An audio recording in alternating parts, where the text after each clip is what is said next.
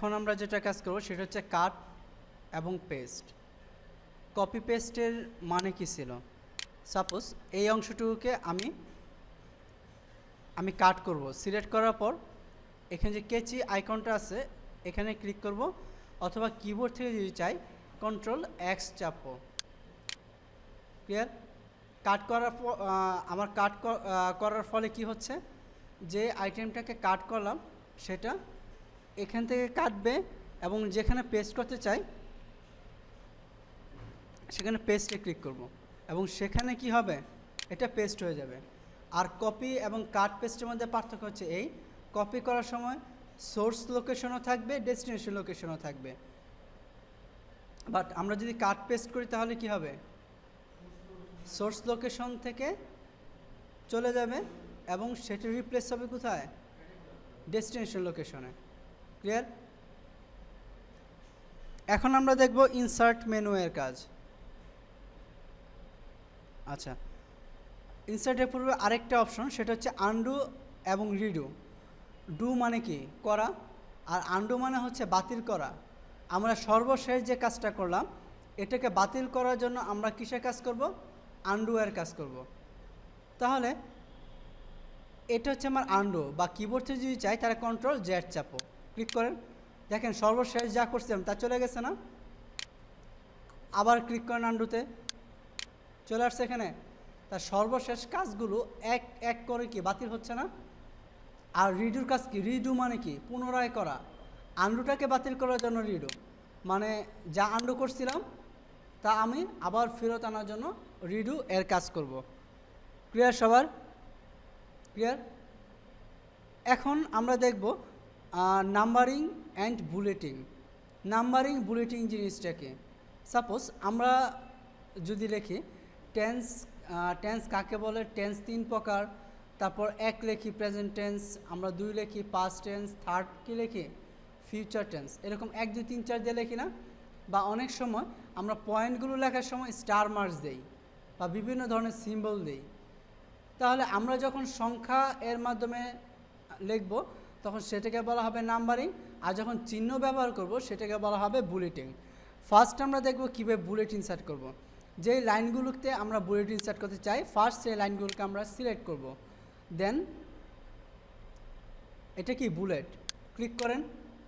এখানে অনেকগুলো আইটেম আছে না, এখান থেকে ইচ্ছা করলে আমরা এই যে দেখেন ডিসপ্লে করতেছে বুলেট, এখান থেকেও নিতে পারি, অথবা ডিফাইন নিউ বুলেটে ক্লিক করার পর এখানে বিভিন্ন ধরনের বুলেট আছে। এখানে সিম্বলে ক্লিক করলে আমাদের সিম্বল আসছে, বা পিকচারে ক্লিক করলে পিকচার আসবে।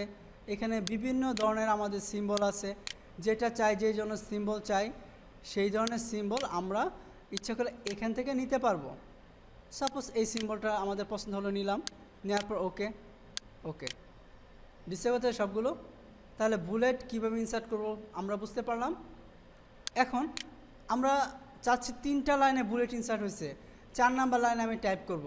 আপনি কিবোর্ড থেকে এন্টার চাপেন, অটোমেটিক্যালি বুলেট ইনসার্ট হয়ে যাবে। আপনি টাইপ করেন, টাইপ করার পর আবার এন্টার চাপেন, বুলেট ইনসার্ট হয়ে যাবে। এবং একবার এন্টার চাপার পর কোনো কিছু না টাইপ করে যদি আমরা সেকেন্ড টাইমের জন্য আবার এন্টার চাপি, বুলেটটা রিমুভ হয়ে যাবে।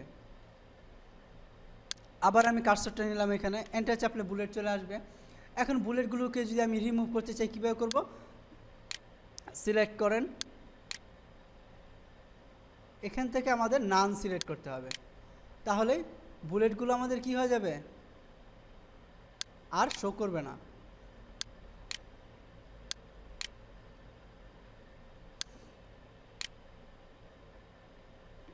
বুলেট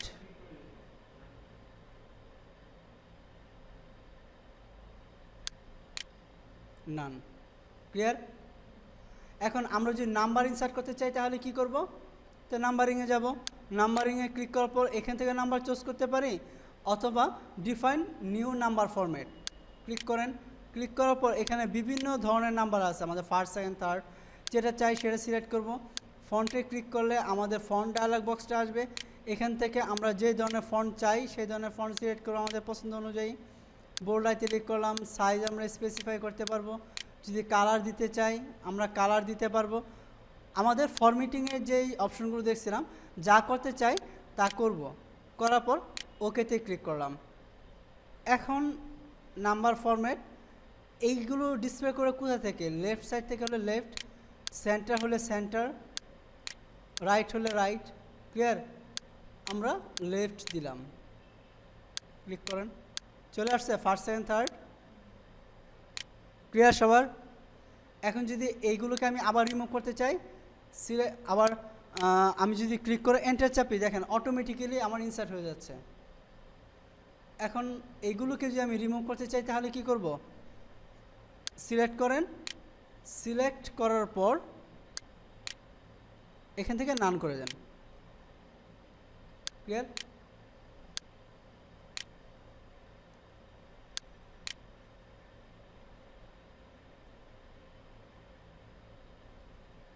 এখান থেকে এটাকে সিলেক্ট, ডিফাইন,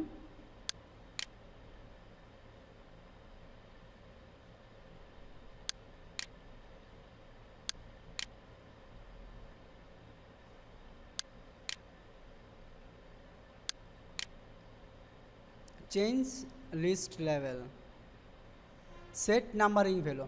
আমরা নর্মাল এই নাম্বারটাকে নিলাম। এখন আমরা চাচ্ছি 1 2 3 4 করে ডিসপ্লে করবে না, এটা ডিসপ্লে করবে 101 102 103 এরকমভাবে। তাহলে স্টার্টিং পয়েন্ট কত? আমার 100 থেকে। তাহলে এই ধরনের ভ্যালু যদি আমরা স্পেসিফাই করতে চাই, সেট নাম্বারিং ভ্যালুতে ক্লিক করব, দেন কত থেকে স্টার্ট হবে সেটা আমরা এখানে টাইপ করে দেব। Clear? Start new list, continue from previous list. বুঝতে পারছেন সবাই?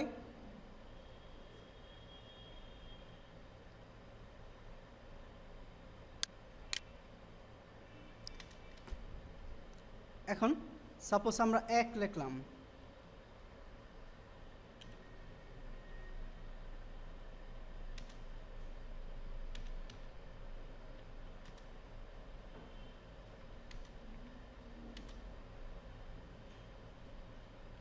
এখানে বিবি লেখার পর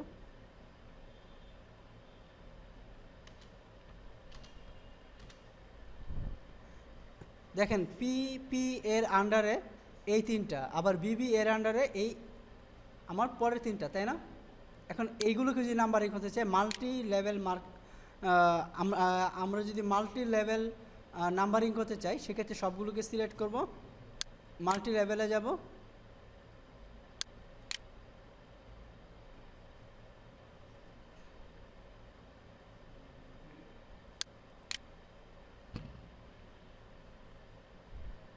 বাট এটা ট্যাব দিয়ে আমরা একসাথে করে নেব।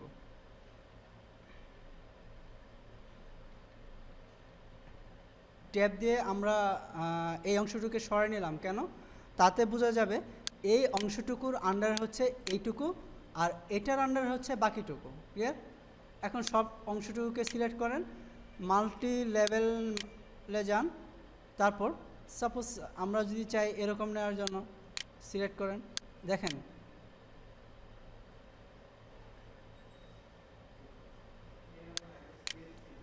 হ্যাঁ,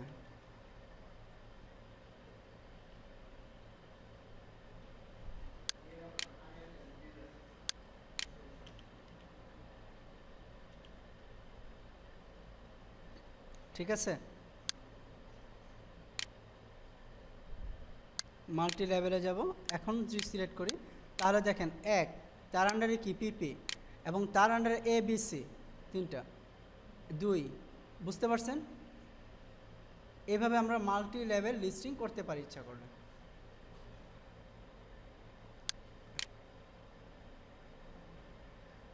আচ্ছা, এখন আমরা দেখব পেজ বর্ডার।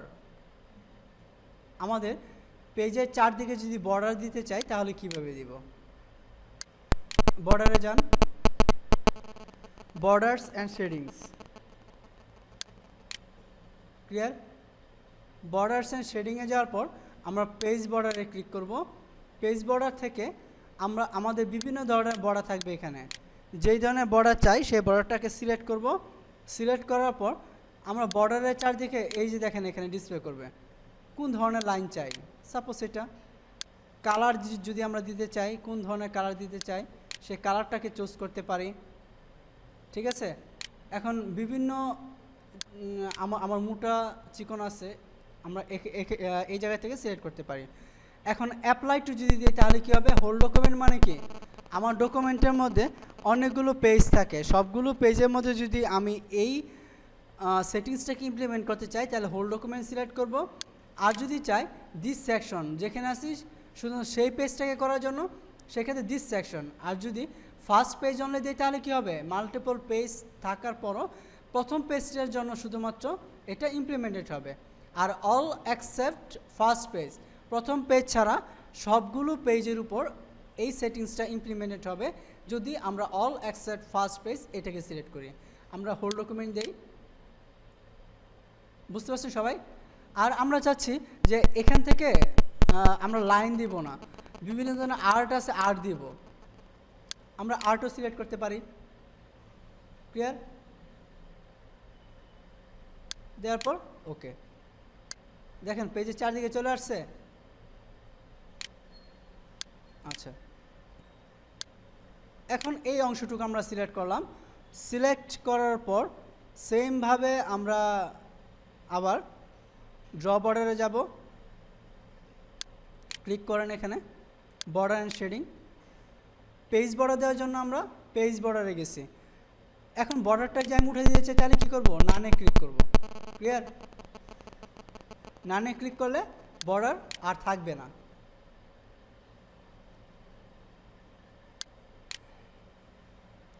বর্ডার শেডিংস, এখন শুধু বর্ডার দিলে কি হচ্ছে, শুধু বর্ডার সিলেক্ট করার পর বর্ডার্স, আমরা এটা সিলেক্ট করলাম। ওকে, দেখেন যে অংশটুকু সিলেক্ট করা ছিল শুধুমাত্র সেই অংশটুকুর উপর বর্ডার হয়েছে না। ক্লিয়ার?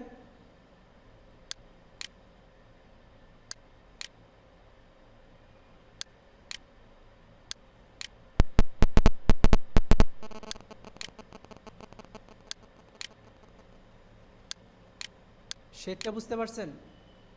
আমার ব্যাকগ্রাউন্ডে শেড দিতে পারবো।